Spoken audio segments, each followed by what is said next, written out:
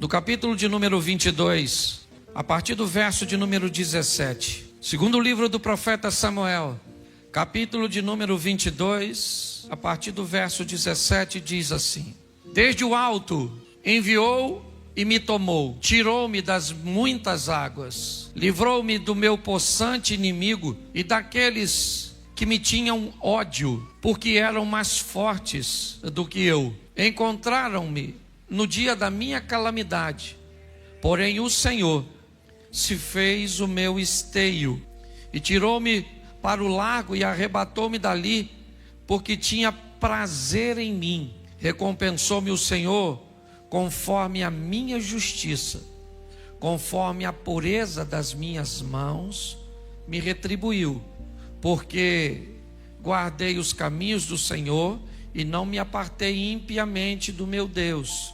Vamos embora. 24.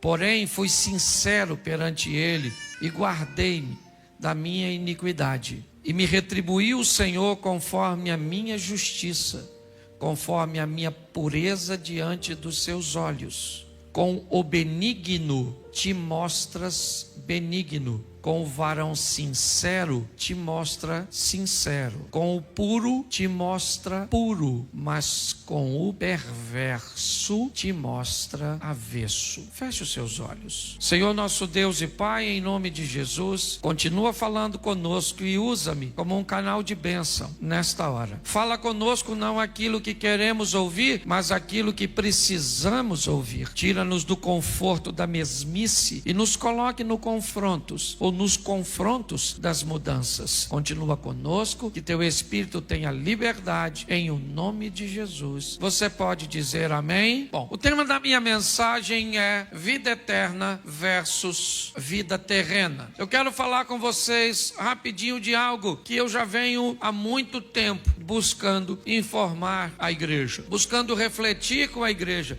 E muito mais do que isso, conduzir a sua vida a um nível de transformação. Aliás, a um nível de vida e não de sobrevivência. Para mim, sobreviver é conseguir pão, é conseguir água e conseguir abrigo. Para mim, os animais, eles não vivem, eles sobrevivem. Todos os dias eles saem para caçar ou para serem caçados. No final do dia, boa parte deles que começaram não chegam. Cederam suas vidas para que outros vivessem. Você não vai ver esses animais aspirando objetos e coisas como nós. Nós vamos descobrir que eles, na verdade, eles não vivem, eles sobrevivem. Porque sobrevivência é diferente de viver. Aquele que vive segundo a Bíblia, ele recebe um pouco mais do que necessita. Aquele que consegue viver, ele consegue ir além, um pouco além, talvez não muito além da sobrevivência, mas com certeza ele precisa romper este limite. Aquelas pessoas que conseguem apenas obter o necessário e pronto, na verdade o que elas estão fazendo é sobrevivendo e não vivendo. Nossa proposta sempre foi levar a igreja a um nível que a igreja recebeu de autorização de Deus para viver.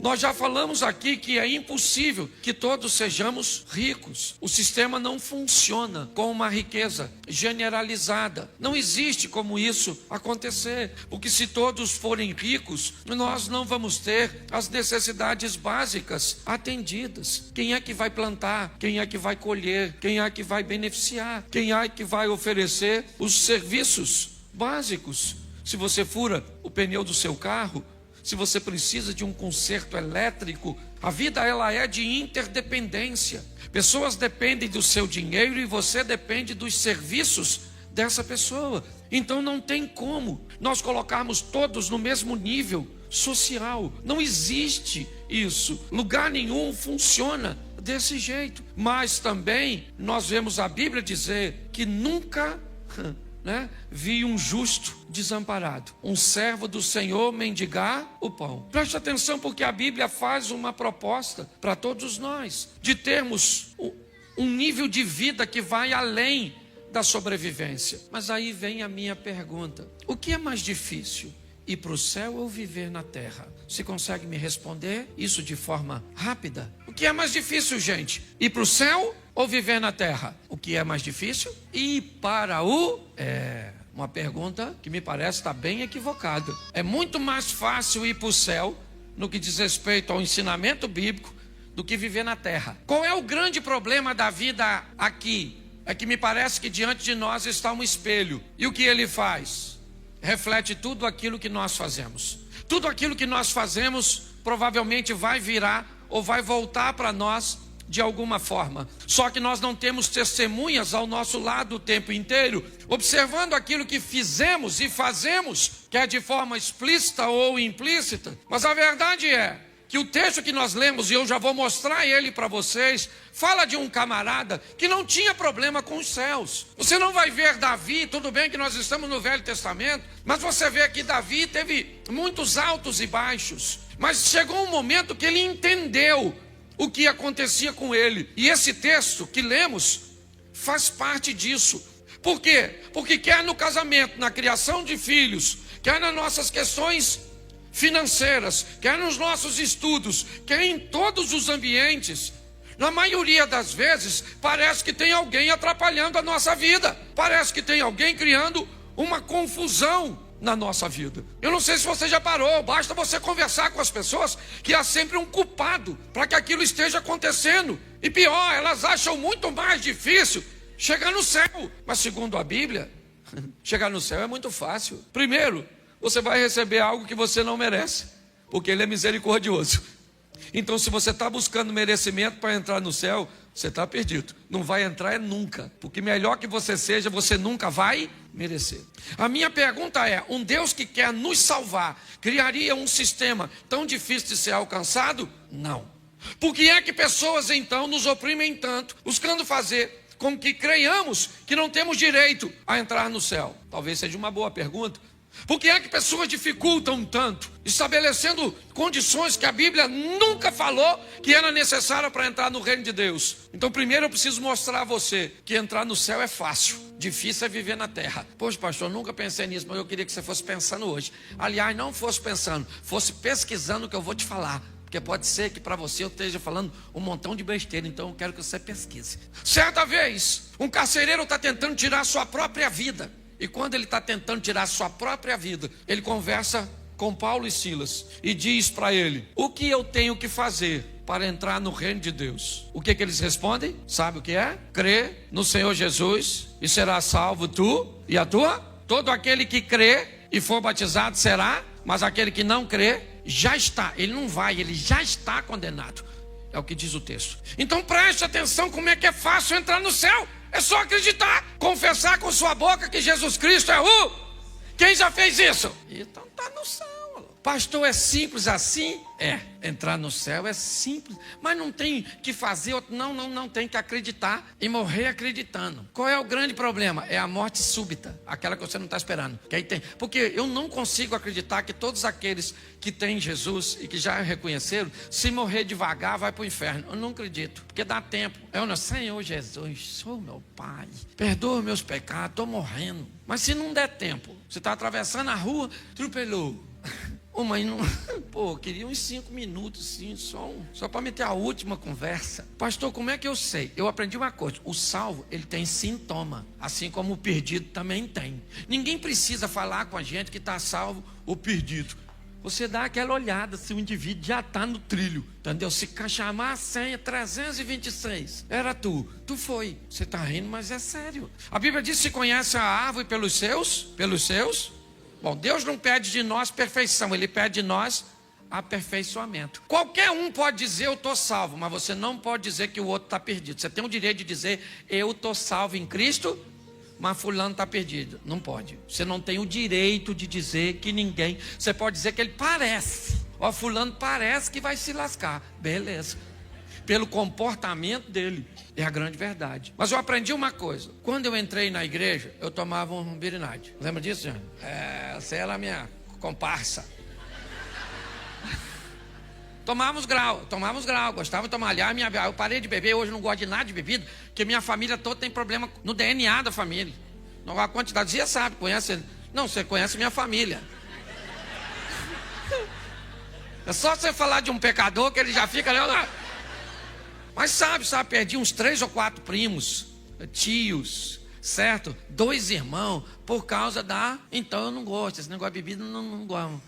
Mas quando eu me converti, eu tomava uns negócios assim ainda. Às vezes ficava meio alto assim, crente em Cristo Jesus, louvado seja Deus.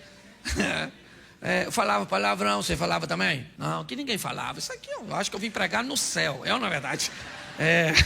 Deixa eu ver se eu morri. Eu acho que... Não, eu tinha um montão de coisas que eu não consegui me libertar simultaneamente ou instantaneamente. Aceitei Jesus, alguém falou, agora você é santo.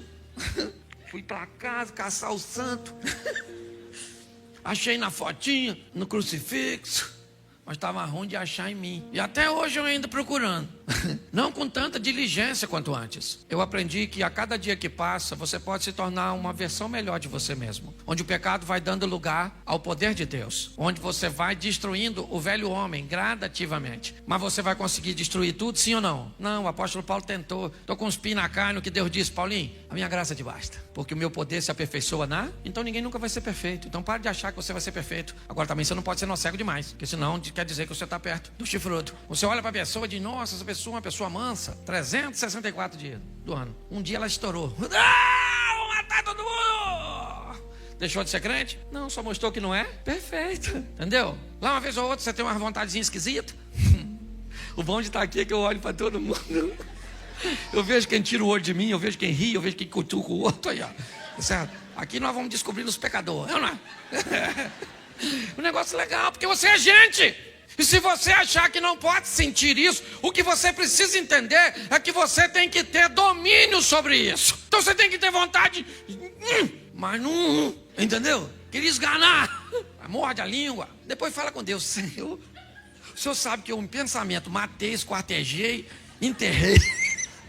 O Senhor sabe até onde que eu fiz aqui, certo? Porque você é gente. Hoje eu vejo pessoas buscando uma santidade utópica, inexistente, um relacionamento com Deus que não existe. Um dia vai existir, porque quando vier o que é perfeito, então o que é em parte vai ser aniquilado, e você vai receber um novo corpo, um novo nome, amém? E aí você vai estar com ele em glória, aí é beleza. Mas enquanto estiver aqui, meu filho, você tem que entender. Então eu aprendi uma coisa na minha vida, que fé e temor a Deus me leva para o céu, mas não me dá uma vida boa aqui na terra. Vida boa aqui na terra, vida boa de verdade, ok? Então eu estou falando boa de verdade, está em viver dentro dos princípios e valores de Deus. E um deles, porque não dá para falar de muitos, é a lei da semeadura. Me entenda bem, quem vive bem aqui na terra, obedecendo valores e princípios que estão na Bíblia, e algumas pessoas sequer são capazes de notar, porque muitas vezes parece que não está na Bíblia, ou a Bíblia não te ensina a buscar fazer tudo o que você for fazer da melhor maneira possível. Como é que se faz algo da melhor maneira possível? Obtendo o máximo de conhecimento possível em torno daquilo que vai ser executado. E como é que se reúne o máximo possível de informação daquilo que precisa ser executado? Estudando, adquirindo informação, conhecimento, ferramentas. A Bíblia diz isso. Porém, quando você vê alguém que não frequenta a igreja, mas que buscou o máximo de informação daquilo que vai executar, executa aquilo com maestria, é alguém que aprendeu a fazer aquilo que veio à sua mão da melhor maneira possível, tem sucesso. Mas não faz sentido, porque o cara está num ambiente idólatra, e eu estou num ambiente religioso, crendo no Deus Todo-Poderoso e com fé em Cristo. Isso vai fazer você ir para o céu, não viver bem aqui na terra. Isso também não significa que esse que cumpriu os princípios sem fé vai para o céu. São duas coisas distintas. Aliás, a Bíblia sempre fez essa distinção: vida terrena, vida eterna. Você vê que o salmista tem uma crise muito grande quando ele olha para um ímpio prosperando. O que nós temos que entender é a maturidade, ou ter a maturidade para entender que os princípios e valores, quando são obedecidos, me traz uma prosperidade terrena, que a fé e o temor a Deus me levam para o céu. E se eu quero viver o que a Bíblia me oferece como proposta, eu tenho que unir as duas coisas: viver uma vida excelente aqui na terra e depois ir para o céu. O salmista, aqui Davi, mas não no Salmo, no livro do profeta Samuel, eu quero só voltar lá e ler, e eu vou terminar com vocês. Bota o 17 de novo. É isso, começamos? Não, foi no 18. Isso. Preste atenção no que ele está dizendo. Livrou-me do meu possante inimigo e daqueles que me tinham ódio, porque eram mais fortes do que eu. Preste atenção, deixa aí só um minutinho. Davi enfrentou muitos inimigos, sim ou não? E muitos desses inimigos ele enfrentou porque era valente, porque tinha gente valente do seu lado, porque tinha armas necessárias e estratégia necessária, sim ou não? Então ele não precisava de Deus. Ele não precisava de Deus. No que diz respeito a resolver problemas que ele pode resolver, ele resolvia. E era bom nisso. Ele não tinha problema com isso. Mas quando chegou momentos na vida dele, que os inimigos eram mais fortes, mais numerosos do que ele, Davi foi alguém que reconheceu que quando esse momento chegou, ele tinha relacionamento com Deus. Note que ele tinha estratégia, valentes, armas, ele tinha tudo. E tudo que ele tinha, ele usava. Mas quando chegou um momento que o que ele tinha não era suficiente para resolver seus problemas, aí ele aciona os céus. E aí ele diz, ele, o Senhor, livrou-me do possante inimigo e daqueles que me tinham ódio, porque além de serem mais fortes do que eu, olha o que diz o 19, encontraram-me no dia da minha calamidade. Preste atenção, o que Davi está dizendo, se eu tenho estratégia, meu inimigo também tem. Buscou um momento em que estava mais fragilizado meu casamento, em que minhas finanças estavam frágeis e que eu não estava bem. Ele buscou uma ocasião contra mim, onde a minha possibilidade de me defender não eram das melhores. Eu não sei se você já ouviu alguém dizer, ou se você já disse, cara, pô, se isso acontecesse em outro tempo, acabei de pagar o conserto da máquina de lavar, a televisão queimou, pô, acabei de enfrentar esse tipo de problema, agora vem esse. O que Davi está descrevendo é isso, é alguém que aprendeu a mesclar esses dois estilos de vida. Dava para ele resolver? Resolvia. Não dava para resolver? Deus entra com providência. Por quê? Porque Davi diz, quando eles me atacaram, buscaram o dia da minha calamidade, porém o Senhor se fez o meu, a minha coluna. Bota aí o verso seguinte, tirou-me para o largo e arrebatou-me dali, porque tinha o quê? Tinha o quê? Isso, Davi está dizendo, Deus tem prazer em mim. À toa? Não. Deus não tem prazer nesse cara à toa. Por favor, nunca leia um texto e coloque ele na sua vida. Eu já cansei de ver pessoas pegar o texto de Filipenses e dizer que o Senhor te retribua segundo as suas riquezas em glória por Cristo Jesus. Como se o texto de Filipenses fosse escrito para nós. Ô gente, pelo amor de Deus, o texto de Filipenses foi escrito por Paulo para quem? O texto dos Filipenses foi escrito pelo apóstolo Paulo para quem? Para quem? Isso, ajudar, para os Filipenses. O texto que Paulo escreveu nos Filipenses é por Filipenses. É para mim? É para você? É para quem? Pode ser meu? Pode ser meu? Pode ser seu? Se você fizer o quê? O mesmo que os Filipenses fizeram. O grande problema é que a gente pega o texto sem fazer nada e já pega o texto e coloca na nossa vida. Como se fosse uma mágicazinha. Não, o que ele está dizendo é que Deus tem prazer em mim. Será que a gente consegue encontrar o motivo disso? Vamos lá, aliás, por que ele acha isso? Vamos dar uma olhadinha. Recompensou-me o Senhor conforme a minha... Opa, peraí. O que é recompensa? É aquilo que eu recebo. O que eu estou recebendo de Deus? Justiça. O que é que eu estou mandando para Deus? Justiça. O que Davi está dizendo é que eu estou vivendo debaixo da lei da semeadura. Enquanto ele semeou coisas boas, ele está colhendo coisas boas. O dia que ele semeou coisas más, Natan bateu na porta dele e disse, meu irmão, hoje a notícia não é boa, porque eu vou te tratar de acordo com a sua justiça. Mas quão injustiçado nós somos, né, gente? É muito injusto. A vida é muito injusta para você, porque você trata o seu marido da melhor maneira possível e ele não é bom para você. Você trata a sua esposa da melhor maneira possível. Você trata a sua vida profissional da melhor maneira possível e ela te retribui de forma ruim. Você trata seus estudos da melhor maneira possível, mas as notas nunca são boas. Você trata seu corpo de qualquer maneira e a saúde você sempre espera que seja boa. Preste atenção no que Davi está dizendo. O Senhor me tratou conforme a minha justiça. Eu estou recebendo de Deus exatamente o que eu estou mandando para lá, porque é lei de semeadura. Aquilo que eu semear, isso também eu vou. Isso. Será que isso não explica o texto anterior? Volta para mim no 20. O Senhor e tirou-me para o lago e arrebatou-me dali, porque tinha prazer em mim. Eu já vi Davi dizer que queria morrer, porque Deus virou para ele as costas. Sim ou não? Mas ele está dizendo que Deus tinha prazer nele. Mas naquela ocasião ele disse que Deus virou as costas para ele. O que Davi aprendeu a duras penas é que, na verdade, Deus tratava ele de acordo com como ele se tratava. Fora as crises e as dificuldades dos ensinamentos, que elas também existem, mas são pontuais. Elas não são regras contínuas. Quando nós olhamos para isso, volta para o 21, o que ele está dizendo, o Senhor o recompensou conforme a pureza das minhas, ele me retribuiu. Davi só está dizendo isso, gente. Eu não estou recebendo da vida nada mais, nada menos que eu não esteja mandando para ela. Nós queremos da vida o mesmo que a vida quer de nós. Decisões assertivas. A vida não age. Não há possibilidade na vida em agir. A vida só reage. Todas as vezes. Isso é lei da física. Toda ação causa uma reação. O grande problema é o que nós estamos fazendo. Ele está dizendo coisas boas a respeito de Deus. O Senhor me escolheu, o Senhor me defendeu, mas tá bom. Então por que não me defende? Então por que Deus não entra com providência a meu respeito?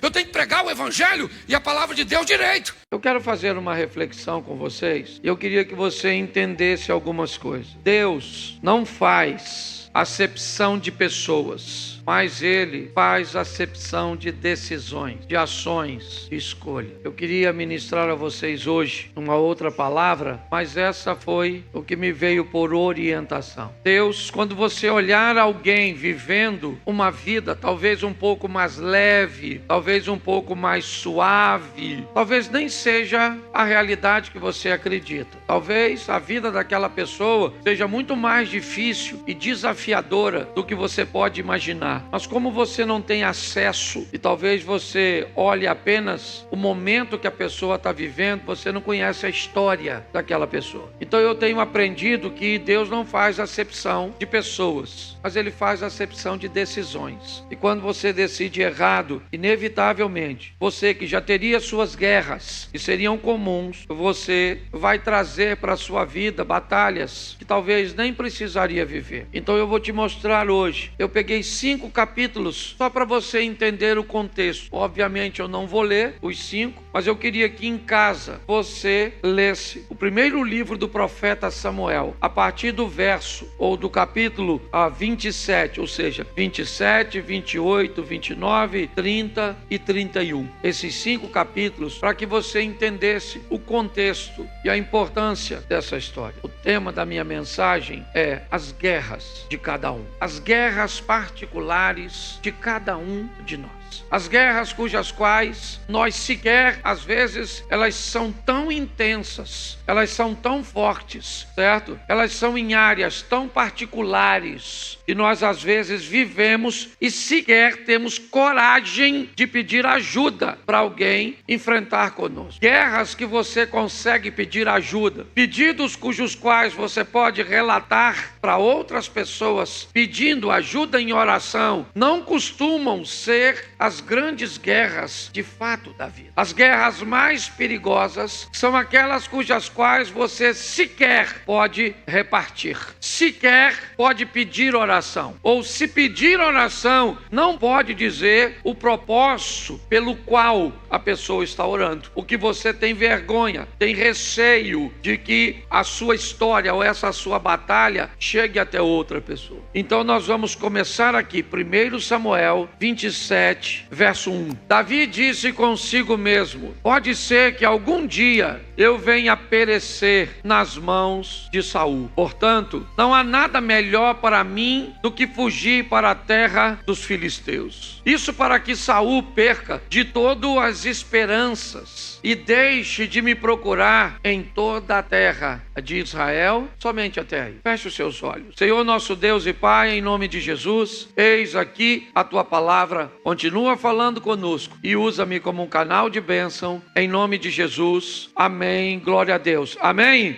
Bom, para você entender, na verdade, eu vou chegar em Ziglag. Mas antes de chegar a Ziglag, é importante nós entendermos o que está acontecendo aqui. Davi era um anônimo, um Zé Ninguém, um borra-botas. Ninguém sabia quem ele era. Ele é o filho mais novo de uma família que não é muito relevante em Belém. Porém, por causa de um ato heróico, por vencer num duelo o maior oponente dos inimigos, o gigante Golias, nativo da cidade de Gate, Davi ganha o respeito de todo Israel. Agora todas as pessoas sabem quem é o filho de Jessé, o menino que apacenta umas poucas ovelhas, que anda com um pedaço de pau e uma pequena tiradeira, que carrega consigo um instrumento musical. Este menino sai do anonimato e ganha prestígio. Os soldados agora sabem quem ele é, pois ele salvou a vida de muitos. As mulheres agora gritam seu nome, dizendo que Saul matou milhares, mas Davi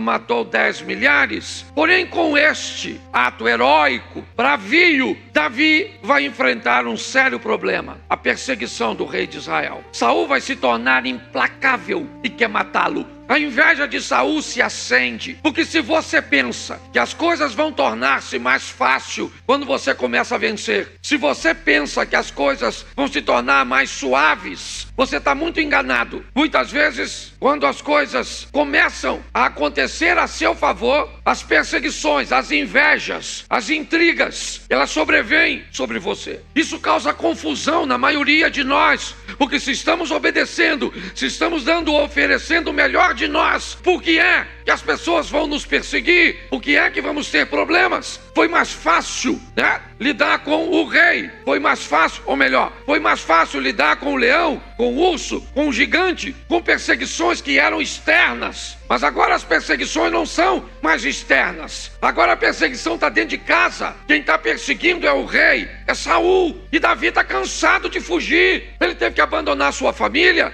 ele teve que abandonar tudo. Ele é um foragido sem crime. Que crime cometeu Davi? Nenhum. Mas ele está fugindo. E esse é um texto que lemos, que ele está cansado. Ele não tem mais para onde fugir. Então ele diz para ele mesmo: algum dia eu vou perecer na mão de Saul. Eu não tenho mais para onde fugir. Saul vai acabar me matando. Bom, ele tem uma ideia. A única ideia que ele tem é: eu vou fugir para a terra dos filisteus. Eu vou falar com Aquis, o rei de Gate, e vou pedir asilo. Eu vou pedir para ficar lá. Presta atenção, Davi está querendo fugir para a terra do inimigo que ele matou. Porque a terra do inimigo, naquele momento, ela é menos perigosa do que sua própria terra. O povo inimigo, para ele, é mais confortável. Porque já que ele sabe que está no meio de inimigo, ele é mais vigilante, ele está pronto. Mas quando nós achamos que estamos no meio de amigos e na verdade estamos no meio de inimigos, isso pode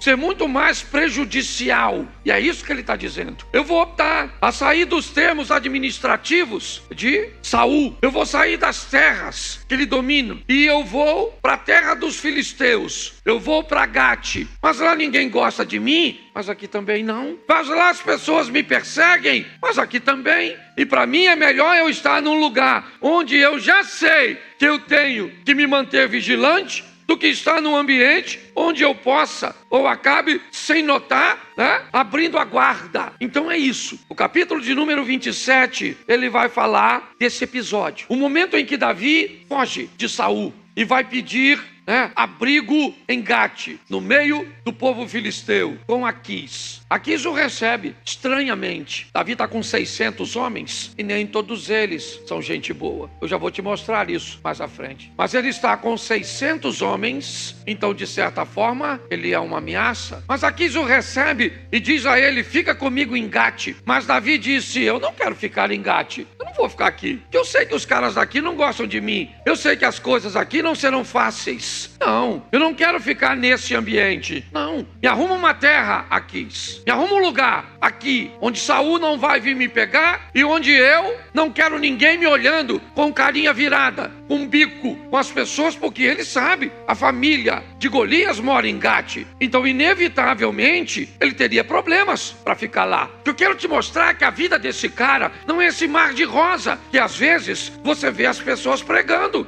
Eu quero que você entenda que não foi fácil para ele. Não, é um cara obediente, pelo menos até o presente momento. Lá na frente ele vai deslizar, não é perfeito, mas a situação não é fácil para ele. Ela não é cômoda para ele. Ele diz, me arruma um local. E aí Aquis disse, eu vou te dar Ziglag. Vai para lá e se estabeleça em Ziglag. E assim faz Davi. Vai poder dormir tranquilo, vai poder ficar um pouco em paz, porque isso não vai resolver o problema dele, mas pelo menos é um pouco de refrigério. Deixa eu te falar uma coisa, eu não sei há quanto tempo você está lutando, eu não sei há quanto tempo você está batalhando, mas aprenda uma coisa, em alguns momentos você tem que criar para você um ambiente de refrigério, que senão você não vai suportar. Você precisa continuar vivo quando o milagre de Deus acontecer, porque senão você sofre tanto que quando o milagre chegar, você não tem nem mais prazer de vivê-lo. Davi está vivenciando isso. Ele está na terra dos filisteus? Sim. Pode dormir tranquilo? Pode. Tem gente olhando para ele diferente? Não. Ele está vivendo pelo menos um momento de paz. Mas aí, os filisteus resolvem fazer guerra contra Saul. Agora Aquis vai sair numa incursão contra Saul. E Davi está morando nas terras de Aquis. Os 600 homens que estão com Davi vão lutar agora do lado oposto. Na primeira guerra ou na primeira batalha, Davi é um soldado que milita por Israel. Agora Davi vai lutar contra Israel. Olha só, contra seu próprio povo, contra sua própria nação. E deixa eu explicar uma coisa a você, queridos. Davi poderia ter matado Saul a hora que quisesse. Aliás, ele foi instruído por seus soldados a matar Saul, dizendo, seus soldados disseram a ele, o Senhor está entregando o teu inimigo. E Davi disse, eu não vou matar o ungido do Senhor, eu não vou matar, eu não vou. Presta atenção, o cara está querendo matar ele, e ele tem a oportunidade de matar o cara, e não faz. Pastor, o que você está querendo dizer? Que às vezes, para não fazer o que para você seria tão fácil, requer de você muito mais coragem e valentia. Tem gente que está te tratando mal, fazendo coisas que não deve contra você, e não tem 1/10 do poder que você tem. Se você levantasse para agir, você destruiria essa pessoa. Mas por favor, aprenda, Davi não faz nada contra Saul, mas ele está na batalha. Ele vai com Aquis, mas caminhando com Aquis, os príncipes dos filisteus chamaram o rei e disseram, ô majestade, que história é essa? Nós vamos levar esse indivíduo aí conosco, esse Davi, ele vai trabalhar pro nosso lado? Isso aí não tem caráter não, meu irmão. Quando nós chegarmos lá na batalha, sabe o que vai acontecer? Você lembra? Ele é daquele povo de lá. Ele se levanta e vira o inimigo contra nós. Não vamos levá-lo. Não vamos. Ele não vai conosco. Aqui chama Davi e diz Davi, capítulo 29. Davi, você é um cara legal. Eu confio em você. Até hoje você foi honesto comigo, mas os meus príncipes não querem a sua companhia. Preste atenção. As coisas também não estão resolvidas, não. Os filisteus fazem questão de dizer que não querem ele por perto. Bom, ele não pode ficar no seu povo. Por mais tranquilidade que ele tenha no ambiente dos filisteus, ele também não pode ficar, porque os filisteus não têm prazer na sua presença. Mas a guerra está estabelecida. No capítulo 29, Davi é dispensado. Aqui diz, volta para Ziglag, cara. Pode ir. E nós vamos contra Saul. Nós vamos pelejar contra ele. Meus príncipes não querem a sua presença. E aí o capítulo 30 entra em cena. E agora, quando Davi volta para Ziglag, o problema está estabelecido. Os amalequitas entraram em Ziglag, queimaram a cidade toda e levaram cativa todas as crianças. Escute bem isso aqui, o soldado de Cristo. Olha só. Saul está vivendo a guerra dele lá contra os filisteus. Davi não vai para a guerra contra Israel, mas vai enfrentar a guerra contra os amalequitas. Isso demonstra que tanto Davi quanto Saul têm suas guerras. Porque eu tenho a minha, você tem a sua, Geraldo. Reinaldo, você tem a sua, Abner, você tem a sua, Mary, você tem a sua. Cada um de nós temos as nossas guerras, as nossas batalhas. Saul está vivendo a dele contra os filisteus. Davi, que está pensando que não vai lutar, volta para casa. Quando chega em casa, o que vê? O caos. Cadê as mulheres, as crianças, a cidade? Capítulo 30, verso 6. Davi ficou muito angustiado, pois o povo falava em... Que povo? Que povo que quer tacar pedra nesse cara? Que povo que você acha que quer tacar pedra nele? Se quando ele volta para Ziglag não tem nada, quem é que está querendo tacar pedra nele? Todos os homens. Agora, seus próprios homens querem apedrejar porque estão amargurados, cada um por causa dos seus filhos e suas filhas. O cara está num ambiente, irmãos, onde está ruim de tudo quanto é lado. As coisas não estão boas para ele, não. Se você olhar nessa situação, você vai ver para onde é que ele vai. Mas Davi se reanimou no seu, ao contrário de Saul, que está lá vivendo as suas batalhas. Davi também está vivendo a dele. Saul é um homem de Deus, sim ou não? Sim ou não? Sim, foi por isso que Davi não o matou. Davi também é um homem de Deus, sim ou não? Mas cada um está vivendo sua batalha. A diferença entre Saul e Davi é que Davi tem um lugar para se reanimar. E esse lugar é o... Então eu vou te dizer uma coisa. Provavelmente você está cansado. Provavelmente às vezes você está desanimado de lutar pelo seu casamento, pelos seus filhos, com sua saúde, seus negócios. Quer com um estranho filisteu, quer com um irmão judeu. Você pode estar cansado. Você precisa de um lugar para reabastecer. E esse lugar é o Senhor. Ele é uma fonte inesgotável, porque tem dia que dá vontade de jogar tudo pro alto, irmão. Tem dia que dá vontade de desistir. Tem dia que dá vontade de dizer, chega, chega, chega. Eu estou cansado. Senhor, se o Senhor me der, eu não quero mais. Nesse dia vai para os pés do Senhor, que o Senhor vai estar lá. E se reanima nele. Aguarda, porque aquele que há de vir virá e não tardará. Olha só. Ele se fortalece no Senhor. Mas olha que coisa interessante. Verso 22, capítulo 30, verso 22. Que tipo de homem Davi está andando? Na igreja do Davi tinha os perversos e ele trabalha com perverso e maligno? Sim ou não? Ele trabalha com gente boa, crente, decente? Sim ou não? Sim, mas também tem perverso. Onde, pastor? Na igreja. Tem perverso, tem maligno. E Davi trabalhava com essa turma, sim ou não? Isso aí. Joio junto com... E quem é que resolve isso? Pastor ou o Senhor? Pois é. E a obrigação sua saber que na congregação tem perversos e malignos. Então proteja-se contra os perversos e malignos. Cuidado com quem você conta as coisas. Tempo atrás uma irmã falou, vou sair dessa igreja porque aqui só tem fofoqueiro. Eu falei, não só tem não. Também tem. Tem muita gente túmulo, mas tem gente que é outdoor. Você falou, vai contar para todo mundo, sim ou não? Sim. A irmã contou que o marido dela não estava muito legal. Uma irmã, a irmã não guardava dinheiro, imagine o segredo. A irmã contou para todo mundo. Aí ela queria sair porque na igreja tinha fofoqueiro. Aí eu falei com ela, tem fofoqueiro mesmo. É porque fulano é uma fofoqueira, língua de trapo. Falei, fofoqueira, língua de trapo dos infernos. Ela é mesmo. Eu falei, mas eu queria saber quem foi a fofoqueira dos infernos e contou para outra fofoqueira dos infernos. E ela falou, aí fui eu, não sou fofoqueira dos infernos, não.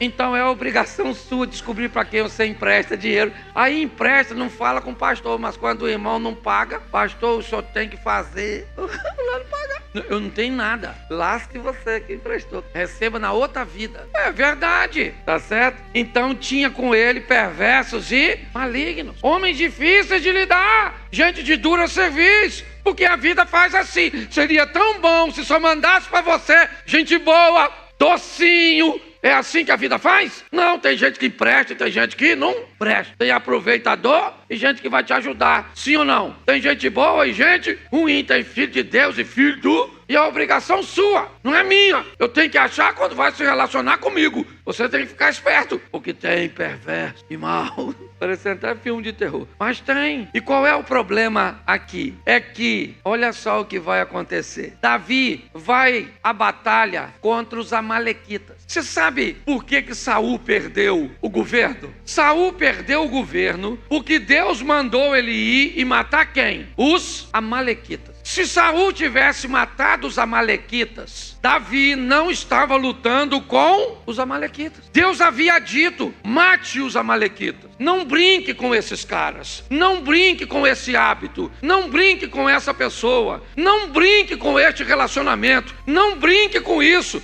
porque isso vai se tornar para você um grande inimigo que vai lutar contra você ou contra seu filho, contra você ou contra alguém que vai vir depois de você. Não brinque. Davi entra na batalha contra os amalequitas. E sabe o que acontece? Ele vence. Foi lá, derrotou os amalequitas, pegou as suas 2 esposas, pegou seus filhos, os homens que queriam apedrejá-los, estes homens aí que dentre eles tinham os perversos e os malignos, eles agora também resgataram suas famílias. Davi agora está voltando vitorioso de uma batalha. E Saul está pelejando a dele. A batalha de Davi não é responsabilidade de Saul, e a batalha de Saul não é de responsabilidade de Davi, porque cada um tem sua própria batalha. Tem batalha que dá para arrumar um aliado? Tem, mas tem batalha que é duelo. Davi e Golias. Elevo meus olhos para o monte, de onde me virá o socorro? Cadê o meu aliado que disse que ia estar no monte quando o inimigo viesse? Ele não veio. E quando quem disse que te ajudaria não vai te ajudar, só tem um socorro bem presente na hora da angústia. O meu socorro vem do que fez o céu e a terra. É com ele que nós podemos contar. Eu não interessa se você tem pai, se você tem marido, se você tem pastor, não interessa, meu irmão. Tem batalha que é você e Deus. Se ele não entrar, ninguém entra para te defender. É assim que funciona. É desse jeito. Porque se Deus não entrar com providência a nosso respeito, o inimigo vai nos destruir. Davi agora está voltando. Só que quando ele estava indo para Ziglag, 200 de seus homens não tinham mais força. Até porque você deve saber que para tocar um exército, uma coisa é essencial: comida. E arrumar comida para 600 homens e água não é fácil. Então 200 homens de Davi não conseguiam ou não conseguiram ir a Ziglag, mas ficaram guardando os suprimentos, as bagagens, enquanto os 400 foram. E 400 foram o suficiente para vencer os amalequitas. Por quê? Porque Deus era com Davi, Deus era com ele. Então quando ele volta, deixa eu ler. Então todos os perversos e malignos dentre os homens que tinham ido com Davi disseram: uma vez que não foram conosco, não lhes daremos nada do despojo que salvamos. Que cada um leve a sua mulher e os seus filhos e se vá embora. Olhe bem, os 400 homens voltaram e disseram: eles não foram conosco, eles ficaram aí guardando a bagagem, então eles não vão levar nada. Eles que levem apenas sua esposa e os seus, e se dê por satisfeito. Aí entra o homem de Deus. Você sabe por que esses 400 homens estão dizendo isso? Porque na cabeça deles, quem foi que ganhou? Eles. E quando você pensa que é você que vence, ninguém tem direito na sua vitória. Quando você pensa que o dinheiro que você tem é seu e é só para você, é porque você tem certeza que Deus não fez nada para você prosperar. Eles não fizeram nada, nós é que vencemos, então não vamos dar nada para eles. Verso 23, porém Davi disse: meus irmãos, não façam isso com o que o Senhor nos deu. Aí, meu irmão, segura essa aí, e pode não ser legal. Tudo que você tem, só tem porque o Senhor te deu. E boa parte do que você não tem, se você tivesse feito a coisa certa, teria. Boa parte do que você não tem porque não foi buscar, porque o que é seu fica lá, e ninguém pega o que é seu.